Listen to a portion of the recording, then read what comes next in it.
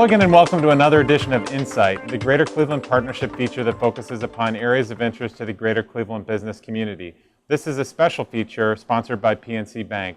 Joining me today is Senator Matt Dolan, who just spent some time with our members talking about a number of issues facing the state.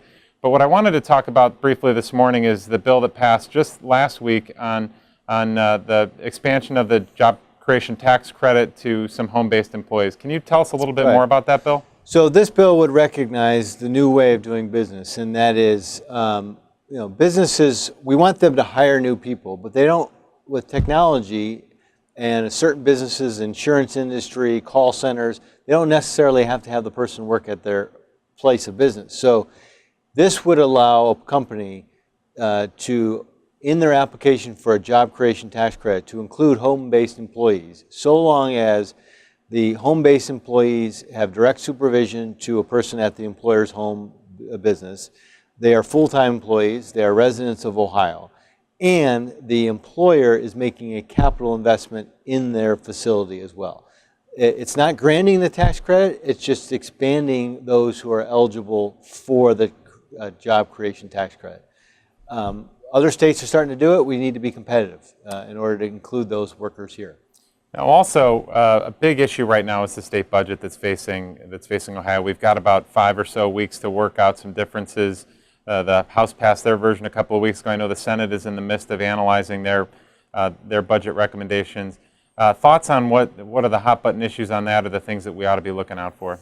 So the biggest issue is the deficit. We're facing an $800 million to $1 billion deficit, which simply means that our revenues do not match our current expenses. So going forward, we're going to have to cut.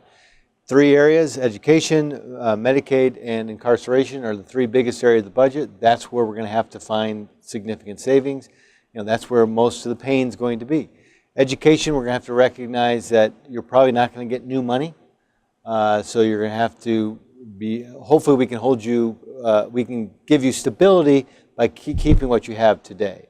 Higher education, we're going to recognize that we're going to have to let the universities raise their tuition, but we're going to incentivize them to have the students complete in 4 years so that the cost of college is not borne over 6 years.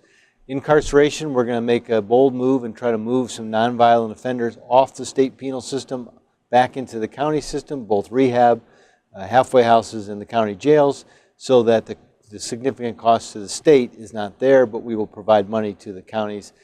And then, of course, we have an opiate crisis in the state of Ohio, which is real. So we've got to make sure that we strategically spend our money and we create the right policies to overcome this crisis.